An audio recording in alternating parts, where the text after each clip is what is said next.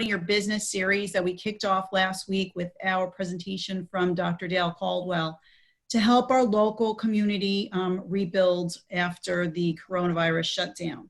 And one of the essential parts of restarting part of your restarting plan should be a plan to make sure that your website is up to date and your messages are salient to for the current business climate.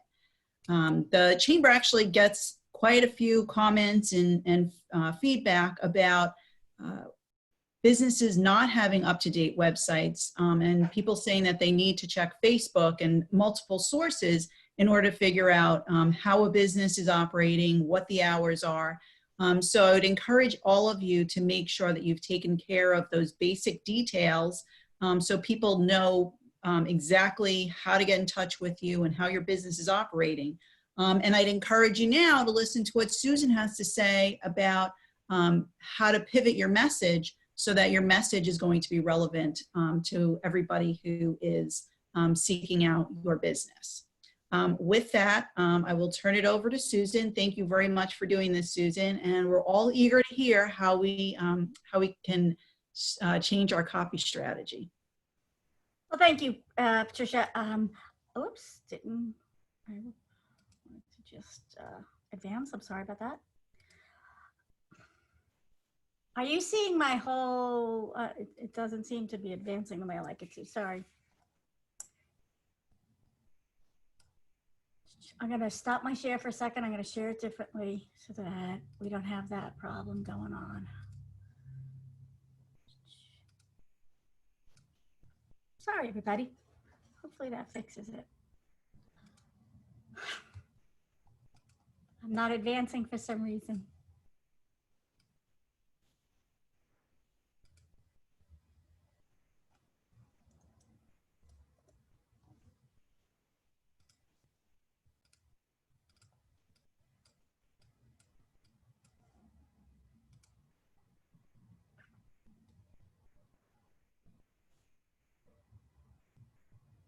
We flipped through this yesterday without a problem. There's always problems with everything these days. While Susan's getting that fixed up, I just want to pop in and say that if you have a question, go to the chat and put that in, and Patricia and I will make sure to check in on those and make sure Susan knows about those questions. Also, you can see on here all the different things that are coming up with these free online sessions. Just if you want to click on them on Facebook or the events that we've sent you, you can go through Eventbrite and register, or just send me an email at the Chamber and say that you want to get the details on all of them, whatever works. We're just doing the registration so that we have a valid email. Obviously, they're free. So anything you want to add, Patricia? I think Susan's going to go through her presentation and then she's going to address questions at the end. So it must have been that first cover slide that was doing it, but I just dropped the first cover slide. All right, so we're going to talk about website strategy. And, you know, I teach a lot of classes at Brookdale, Ocean County, Rabbit Valley Community College on website building and social media email marketing. You can spend a lot of time and effort on a lot of things that are building your social media presence online, your online presence. But until you get your website right, none of those things really matter. We know that the goal of email, social media, AdWords, everything is to get your customer, your potential reader to your website. They only spend a few seconds on your website. If your website message isn't clear, everything else that you're doing is a waste of time and money. You've got to have that website message as clear and as meaningful to your customer as you can make it. So the average website visit is 15 seconds. It's getting shorter every year. I've seen statistics statistics that show it, as low as 7 seconds. That's all you've got to convince your reader that they need to stay on your page and hear you out. And that's our goal. Just keep them on the page for those first 15 seconds. And that's the content that I'm going to focus on today. When I review websites, most people don't pass that 15-second test. And if you can get that right, then we can build on the rest of it. So the focus of today is all going to be about how do we get that top message as crystal clear as it can be. You've got 15 seconds. Here's what you've got to do. You've got to let them know who you are. Your branding has to be very clear and easy to read. You've got to tell them how you're gonna make their life better. We're tempted a lot of times to talk about our service, our product, what we have. It's really not about us. It's about them. What do they need and what do they want? And then lastly, how do you take an action? I'm here. You've got me hooked. I want to learn more. Tell me what I have to do. Very often the websites kind of leave a reader guessing as to what they need to do next. So here's an example. I'll give you 15 seconds. Who were they? You know, what do they sell? What value am I getting out of them? That's a really bad example of a website, and I do have permission to use that website. But if I'm a reader, I'm busy. I've got a whole list of search results that have just popped up, and I can pick anybody. If I come to your page and you look like this, and it doesn't tell me what I need to know, I've already left the page. I've done it probably in less than 5 seconds. So when we start to look at what a good message looks like, we want it to look more like this. A clear logo up at the top. We want to have a big, beautiful picture that's engaging to the customer. The images have to be about the customer. And in this case, it's about a family. Well, it turns out Great Southern is actually an environmentally friendly pest control company. They're safe for your family, your pets, your environment. Now you're talking readers' language. Now they understand, like, oh, wow, you're going to take care of pests and keep my family safe, and it's going to be okay for my kids and for my dogs. Everything's going to be all right. That's the message that you need to make sure is 100% salient so that the reader knows exactly what you have to offer and how their life is going to be better if they stay on the page. As they continue down the page, you've got to give them a little bit of value, show them how to take action. A lot of people need a second call to action. We call this a lead generator, and it's a way for you to capture their emails. And then very quickly, what are your services? Without a lot of words. Use of icons is critical in communicating quickly to your reader. So that's a much better homepage for this company. So let's talk about the different things we've got to accomplish. The 3 things are, who are we? How do I make your life better? And how do I take the next step? What do you want me to do? Don't leave me guessing. So who are we? You've got to establish a consistent brand for yourself. If you don't have a good logo, if you're just using a name, think about investing in a good logo. Make sure you're paying attention to colors. They're bright. A lot of times companies have been with their colors a very long time, and they look a little tired. They look a little out of date. Pay attention to what colors you're using, and maybe it's time to update them a little bit. Be consistent with your styling. Don't use one logo on Facebook and another logo on your website. You've got to stay consistent. I'm gonna just give you an example. In the early 1980s, David Ogilvy was one of the biggest advertising agencies on 6th Avenue. He's largely known as the father of traditional advertising. He's the guy who brought us headlines and taglines. He put a study in the field, and what he learned from that study is what now call the rule of 7. Somebody has to see your brand or your message a minimum of 7 times before they pay attention. Now that study was done in the early 80s. We were still running 60-second commercials at that point. If that study was done today, it wouldn't be a minimum of 7 times. It would be probably 15 or 20 times. We are inundated all day long, every single day, with all kinds of consumer messaging, and we need to help. We've got to make our brand stand out. That onus is on us on how to break through all that clutter and make people remember us. The one thing that we have to remember is we may have heard it 100 times. We might be tired of hearing ourselves, but there's a good chance your reader hasn't even heard you the first time yet. So you've got to really be consistent, stay out there with the same logo, the same messaging, keep presenting it over and over and over again. All right. With your logo, I see a lot of this happening a lot on websites. It's not in a prominent place. It's laid over the top of graphics that sort of interfere with it. It doesn't stand out.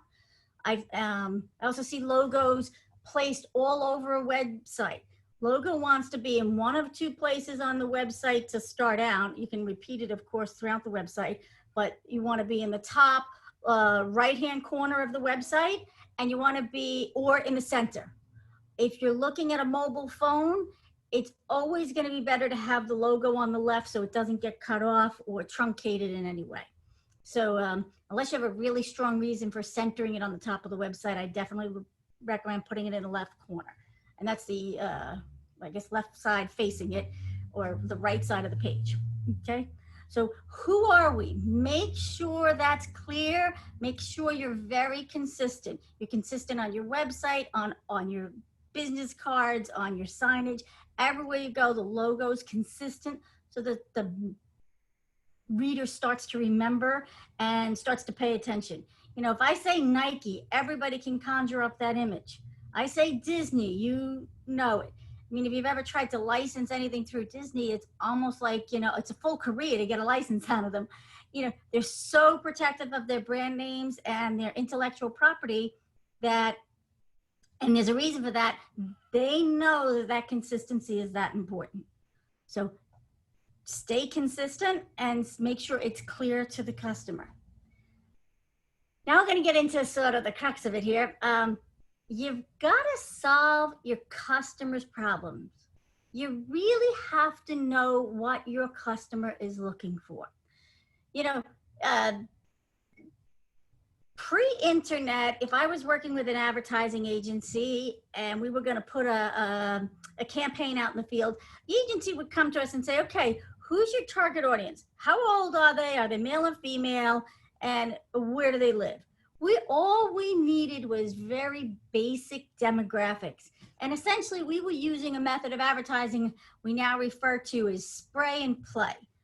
Spray your message all over the universe, if you will, and hope that something comes back to you. And we only cared about 2 things, reach and frequency. How many people saw my ad? How many times did they see it? Today's advertising, the funnel has completely flipped. We've got a very one-on-one relationship with our customers. And some examples of that, if you go on any website right now and you're trying to buy something, you know, that little chat bot will pop up. Our customers and advertisers are speaking to us one-on-one to try to address our problems. It's not that broad, overarching theme. And for the small business owner, that's a good deal because we can do that better than any big company can. We can reach out. Somebody, you know, sends you an IM on Facebook, they know that it's you responding, and they probably know you personally if they're in town. So, you know, we've got to leverage that because we own that territory, you know, way better than any corporation can ever do it. So you got to know exactly what they're looking for. What are they trying to satisfy? Now, if you think about some car commercials, cars will often be like, oh, we've won 12 J.D. Power and Associates awards. Real estate agents, brokerages will say, we're such and such a level 10 years in a row. That's nice, but you're talking about yourself. You're not solving my problem. What I need is, you know, a 5-seat car that gets good gas mileage and is in my price range. That's what I need. JD Powers and Associates is nice, but it's not solving my problem. So what is it exactly that your customer is looking for? And when you think about their problems and what they're trying to solve, the problems sort of exist on 3 different levels. The first is physical, you know, and I'm going to use an example of an e-bike. You know, physical is people need to get to work every single day. Unfortunately, the traffic's getting worse and worse. So maybe by getting an e-bike, you can actually beat some of the traffic and regain some of the time in your life. So the physical need is getting to work every day. But that's probably not going to get our customer excited.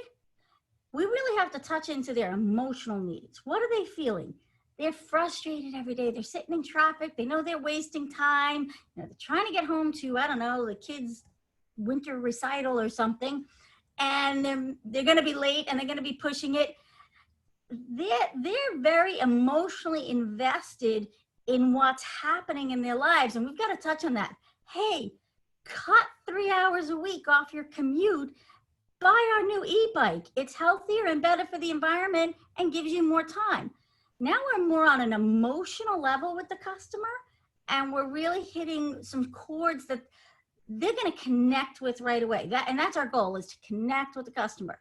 You want to touch on their emotional needs. You need to know their physical needs. You have to understand what's going on, but you want to touch on their emotional needs. But we don't want to leave out their intellectual needs either. And intellectual needs might also be described as philosophical needs. And by this, I mean, you know, it's how they think about what's going on, what they think is right and just. You know, it's not fair that I'm stuck in traffic every day. It's not right that I'm sitting in traffic, idling a car and creating more pollution in the world. These are the things they feel. They're sort of how they're judging the whole situation. We've got to be able to play their emotions on all of these levels in order to get the customer message right. So that's when we're looking at it, the headline has to be about the customer problem and how we're going to solve it. All right, that has to be our headline. The next thing that we have to do is give them a clear call to action. Too many websites don't tell the customer what we've got to do. Everybody I know is time impaired. We're busy, we're active, we're doing 10 things at once. Never before has like family life been so pressured by the number of activities and places we need to be all at the same time. If I come to your site and you don't tell me what to do, I don't have time to read your mind. You gotta be clear. And some people will tell me, yeah, but I don't like asking for the sale. It's not asking for the sale, it's making their life easier. If they want something or they need more information, let's give it to them. So, you know, when you think about your call to action button, give them action-oriented text. You know, sign up for my email isn't going to get anybody excited right now. You've got to give them a reason. Get the discount, reserve your spot, try it free. Those are things that are going to be meaningful to people. You've got to use a really nice, big, large button with nice text. You should try to create some urgency, like reserve your spot is a great one. You don't want to lose out, fear of missing out here. Use bright colors. You know, the general rule of thumb is to use something that contrasts with the rest of the colors on your website. But I will tell you from my perspective that if Amazon can use a bright gold, yellowish gold color, well, and the human brain, you know, the human brain doesn't want to have to think about anything. It already knows, because it's been on Amazon 10 times this week already, that the buy now button is orange. Why would you want to make them think through it in any other way? So, you know, if it's good enough for Jeff Bezos, it's good enough for me. If you can use yellow or gold, I would stay with those colors. It's meaningful to the customer and it's not making them do any additional work. The thing that you want to do is keep it above the scroll line. If I've got to scroll through your page, especially on mobile, for 3 or 4 seconds before I find that call to action, you've wasted my time and I'm frustrated. I've already left a page. Give me, I'm going to go get somebody who can give me this faster. So those are the 3 things we have to accomplish. We need to let them know who we are. We have to solve their problem, make their life better, and give them a way to take the next step. Those are the 3 things we're trying to do.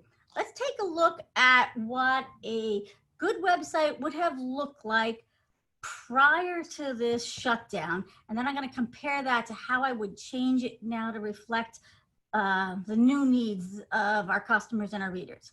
Okay, so here, oops, I forgot a slide. I transitioned too early. Hold on, we added this yesterday.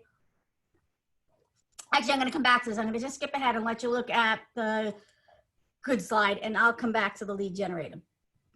This would have been a really great website, and it's not a real website. I've completely made it up just as an example. But if you own a custom handmade greeting card company, the thing that when somebody's looking for this kind of a product, they don't want to just go to Stop and Shop or Whole Foods and pick something off a rack and move on. It's not a quick thing. The person who's looking for something customized like this is looking to really be meaningful and different and let somebody know how much they care. So that's our customer. They want to show how much they care. So a really great headline for this kind of a product would be, make it special, make it unique. Tell them how you're doing it. It's handcrafted, made uniquely for you. Our cards are special as the person you're buying it for, and they're going to make that person, whoever you're giving it to, you can make someone feel special with one of these handcrafted cards. If we look at the site, we've got a logo in the top corner that has no competition around it. There's plenty of white space around it. Totally made up company, don't look for it.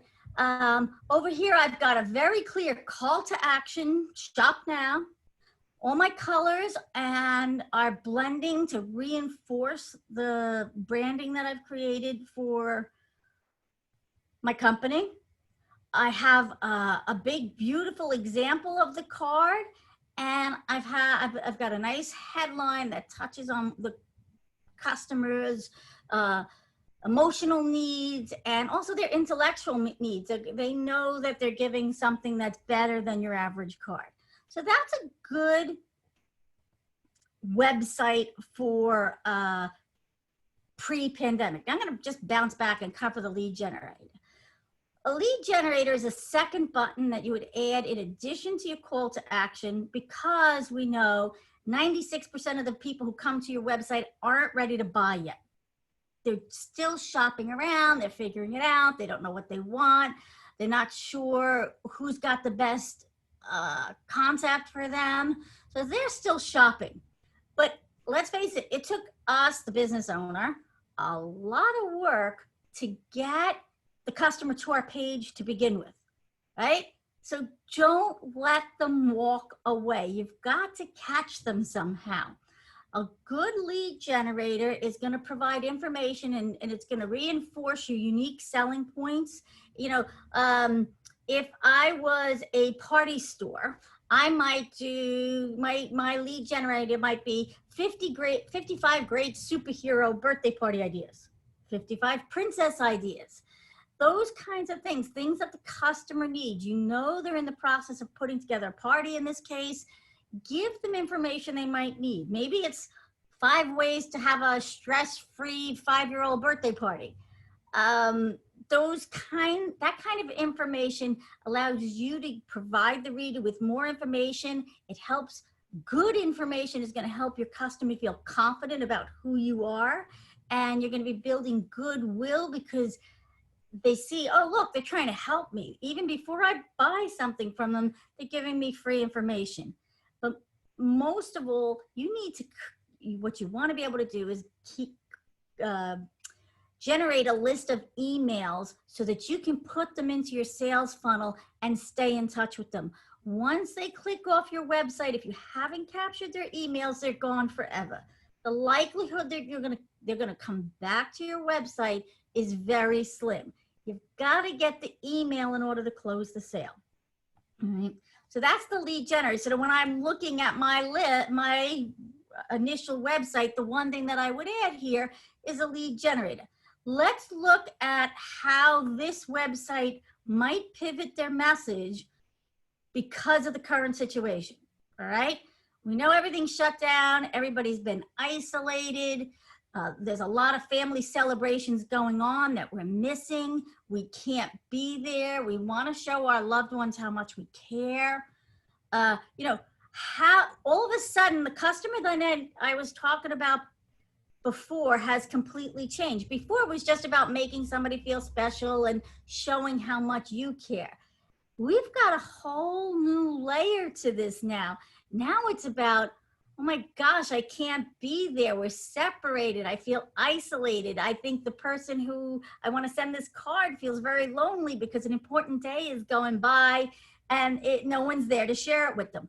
So now the message changes.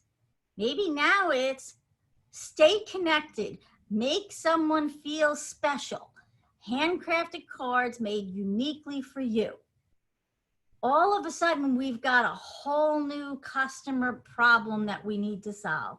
And in today's day and age, it's about staying connected. And if you'll see, I changed the website just a little bit to show you. I'd repeat my call to action. Don't make them look for it. And here's the great lead generator for a company like this. 5 tips for writing cards and letters, right? We want to stay on brand. We still want to continue to reach the customers who know us with a message that's consistent for them. So I just moved our headline down here to make it special, make it unique. This message is, you've now pivoted your message to meet the customer's problems. So what I'm going to challenge you with today is what's on your website right this minute? What's the one message that you're communicating? Does it fit today's world, or do you need to change the message? Has your customers' needs changed? Are they looking for different things? I'm positive every one of our customers are in a different emotional place today than we were on March 1st. The customer has changed and you've got to change to meet the customer. So I would do this. And the one thing that I would do at this point too is I would add a button that says, we are open, see our hours, and let them be able to click through to current. When this shutdown first started, there were great big yellow banners on the top of every website. And we were sort of hammered with, we're open, we're closed, our hours are changing. I think, we're what, 6, 7, 8 weeks in, I gave up counting. But it's time to transition from that big yellow banner and those sort of hazard signs, if you will. Everybody knows that everything has changed. I think we can drop the yellow banner and make it a button that says, we are open, see our hours. It doesn't have to hammer them over the head, but it has to be readily available so people see that, oh yeah, they're paying attention. They know that everybody's looking for them, and here's where I can get the information that I need. I don't think that information has to come before the message and before your branding. It has to be there at this point. When this first happened, it absolutely had to be in the big yellow banner. That was a good move then, but it's time to transition on. Make it something, maybe you use a pop-up. A pop-up would work great, but I would taper back the message, make this message, we're open, prominent, and easy to get to, but not necessarily the first thing. We're all COVID-19 fatigued, and we all want to think about something else, so give that to your customer. And respect, so that's part of their emotional space that we're dealing with right now, is they are stressed out. So this is a much stronger website. Now I'm going to take a break. Patricia, any questions yet? Only because we're at a good point. Nothing's popped up yet. You're doing a good, thorough job. I guess so. All right, but use the chat box if you have questions. That's what I'm here for, okay? All right, So some common mistakes that I'm seeing. People aren't communicating clearly what they do. Think about your headline and what are you going to get out of that headline in 5 seconds, right? Are you meeting the customer's needs in just a couple of seconds? All right. And does that message meet their emotional needs? Are you really thinking about their needs on every possible level? They're not using good images that represent their business. My favorite way to present it is to show the customer actively engaged on that greeting card company. And that was a made up site. I just did it to give you an example, but it might have been better if I had somebody opening the card and you know, smiling and you see how warm they feel about it. That would probably be a better image for that website. You're using insider language. You know, if you're talking about the things that you deliver, I'm looking for an example here. If I do sailboarding lessons down on the shore, and I say I have this kind of sail, and I know nothing about sailboarding here, so work with me, everybody. I have these kind of boards. We're gonna focus on such and such a style, and we're gonna get you doing 5 great moves, whatever they are. That's your language. You know what the types of boards are. You know the different moves. You know the things that are important. What your customer wants is, I want to have fun sailboarding. I want to do it safely, and I want to look cool doing it. That's what your customer wants. So if you're talking about type of board and style, you're probably a little bit ahead of them. They're not ready for that. That's insider language. You already have to know something about sailboarding before you understand the value there. So make the value that you offer be about what the customer is looking for. Overwhelm the customer with too much information. Way too many websites. You go on and on and on. There's a lot of content and wording. If you've got a product, you know, maybe, copy printing machines or something like that, that's got a lot of significant details to it, put it on a specific product page. That does not belong on the home page. You know, I'm very happy that your grandfather came over 3 generations ago and he started this business and it's been around for 65 years. That's a huge accomplishment, but I don't need to know that to make my decision. It's good information. It belongs on the website, but not on the home page. Keep your home page very clear and crisp. You want to make it scannable, and I'm going to jump ahead a couple buttons here. I need to be able to look at the page and in just a couple of seconds know everything that's on it. Nice clear headlines with a few bullets under each headline, something that I can scan, and then in appropriate places, give me someplace where I can link when I get to a point where I think I want more information. Make sure those clear call to actions are clear, using actionable words, bright buttons, and that you don't have to search for them. And then another big mistake, you know, this goes back to the David Ogilvy rule of 7. You don't repeat your message. You think you've said it once and they've heard it. They haven't. You know, when they're looking at your website, the first thing they're going to do is take in that header image that we've created and that message. But then their mind's going to start to think, okay, is this really a good company? Do I trust them? Do they have everything that I need? By the time they've scrolled down 2 pages, two more scrolls down on the page, they've sort of forgot what you said to begin with. You've got to keep coming back and repeating the message. That message needs to be on every page. Marketing is just an exercise in memorization. If you think about Geico, say 15% in 15 seconds. Everybody knows it. They just keep saying the same thing over and over and over again. That's effective marketing. That's what we want to do. Website has to repeat your key benefits to the customer on a regular basis. You've got to keep those messages rolling. And then last, but it's certainly a popular one, don't try to be too clever. If you're being clever, you're gonna lose clarity. You're making the customer work too hard if you're playing on words or being kind of cutesy about what you're saying, or maybe using insider language to leverage your key message. The simpler and the more direct your key message is, the clearer it's gonna be to the customer and the more likely they're gonna take that message away. If you lose the clarity of the message because your headline is just being cute and clever, you've lost the customer. So big mistake is to be too clever. Just keep it simple, especially on the top of the page. But looking for things you can do, here's some tips for great messaging. Make sure you know the controlling idea. What's the one thing your customer wants? What's that problem or solution that he or she is looking for? All right. Use,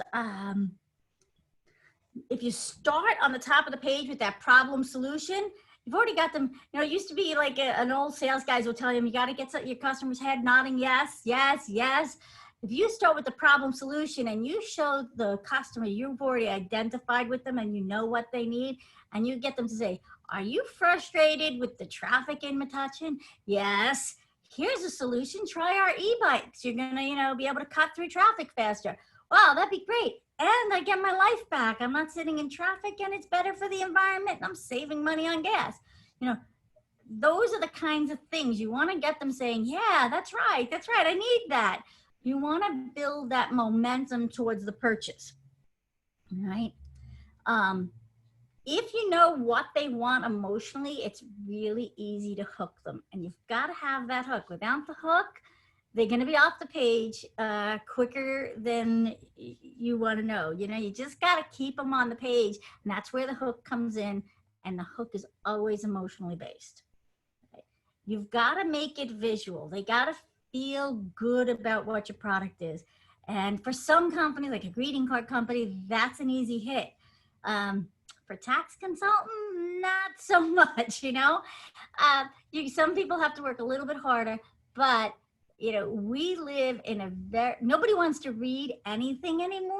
We live in a visual society. If your images are not hitting the point, if they look contrived, if they're all stock photos and we can tell it from a mile away, you're going to lose the customer's interest. Everybody's looking for something, very genuine, and they want to know it's you behind the product. They want to see what you've got. So anyway, you can make it visual. Video's a great tool. Right now, a video is going to keep them on the screen just a little bit longer and give you a chance to build your message and get, if you can get them on the page for 15 seconds, you're probably going to keep them for 3 to 5 minutes. And that gives you time to sell, make all your points. But that first point is important, and it's gonna be made both with words and visuals. Economy words, keep it short. The more that you say, the more reasons you give them not to want to use your product. Oh, that's not what I wanted. I wanted this.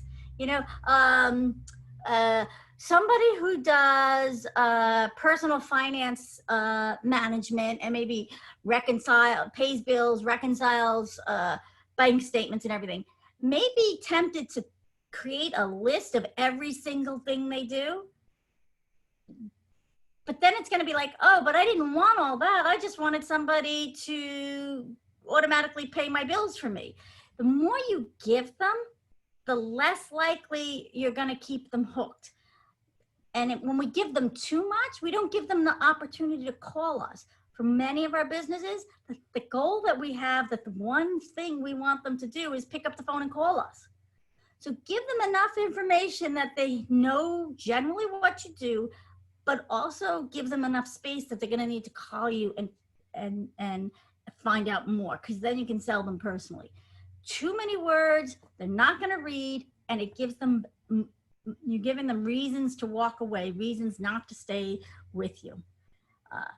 You want to use as much active language as you can. Passive language, you've already gotten the customer past where you want. You want to catch them in the moment. So, active language, and I'm going to repeat this, you've got to make it clear, not clever. When you get cute and clever, you lose the clarity of the message and you lose the reader completely. So these are just a few tips on how you can take the message. You have to know what was a good message before this hit, and were you striking a chord with your customer? And then we have to take all these factors into play and say, where are we today? What does my customer need today in order to develop a message that's going to work for them in today's environment? So the walk, as I'm going to kind of wrap it up here and leave it open for questions. The 3 takeaways from today: your website message has to be clear, right? It can't be clever. It's got to be clear. You've got 15 seconds or less to keep the reader on your site, and this is what you've got to establish. You've got to establish who you are, how you can make their life better, and how do they take an action. Don't make them work for that one. Let them know what to do. And then, given the lockdown, everything about your customer is changed. Oops, sorry about that. Go back. And you want to make sure that your message today reflects where your customer is today. I guarantee their needs have changed. And if you haven't taken a second, if you're doing business as usual and you're going along like nothing happened, it's going to be a turnoff. In fact, it's going to be frustrating to your customer. Yeah, but that's not what I need now. Tell me how to solve my problems right now. The way we get through this crisis and we stay in business is we provide solutions and answers, and we provide the leadership getting out of this mess. And so that's, you've got to make sure, respect your customers today, meet them on an emotional level for what they're looking for to bring it forward. And then I would be happy for anybody here to do a quick website review. If you want to just set up a quick 15-minute meeting, I'll be happy to look at your website with you and give you some pointers, tell you where I think you can make improvements, and maybe work through what is the emotional need of what your customer needs today. Just reach out and give me an email. I am on the Chamber website. Tyrene and Patricia have my email. I'm more than happy to help anybody here try to readdress what their message is. So that's where we are. And I'm going to just put up, but before we go, the list of all the upcoming webinars. They've got a full slate, starting tomorrow with Patricia doing the SWOT testing, and that's playing off of Dr. Caldwell's message from last week. Just what are your strengths, your weaknesses, your opportunities, and your threats. And then we've got a full agenda. So, and all of these are both on the website. You can link through to register for them, and they're on Facebook. So if you're looking for where to register so that we can get you the login credentials and everything, Facebook or the website will get you there. And the website is metuchenareachamber.com. All right. Any questions?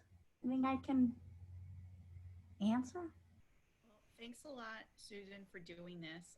We've got some notes in the chat saying thanks for the great information and some interest in taking you up on your 15-minute website review. So I would assume that you'll hear from so many people. One question: do you know training for WordPress? Not training, but I can certainly help you with tips. I don't know of a class for WordPress. Sorry. I do build in WordPress, so I know it. If you've got a question, I'd be happy to try to help, but not training. Sorry. I don't have a good source for that. Maybe Larry Sclafani. I don't know. I hope I didn't just throw Larry. So Larry's session is coming up in a couple of weeks. Larry on May 19th is going to do Take Control of Your Website. And it's an introduction to Squarespace, but he may have some insights on that as well. So thanks a lot, Susan, and everybody knows how to get a hold of you. So I'll just conclude with saying tomorrow's session is also at noon.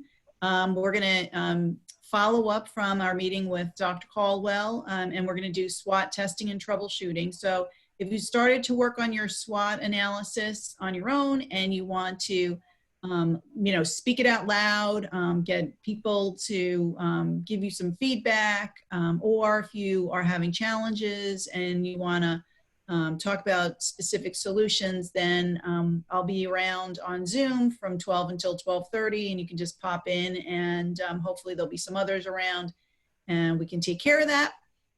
Next Tuesday, this is the only session that is not going to start at noon.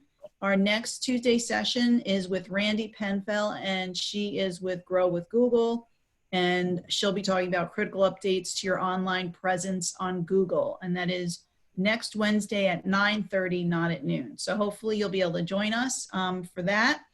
And you've got Susan's information. If you have any questions, if you want to get your website review, I would encourage you to all do that. Tyrene, do you want to say anything in closing? Yeah, we'll make sure to send out some follow-up information about today. Also want to mention Moira was on the video today. She's from the Metuchen Public Library, and they have a lot of great resources. She chimed in to say that there may be something that the library has for WordPress training. But I encourage anybody who does business or lives in Metuchen to follow and check the Metuchen Library website for a lot of stuff, because they have a lot of things to offer people, particularly during everything that's been going on right now. So make sure to check them out as well.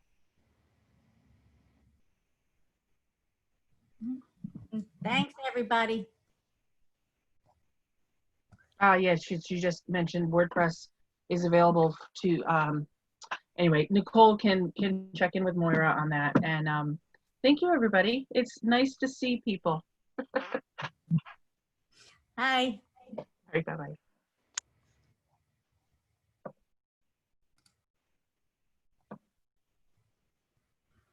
Bye, Nicole.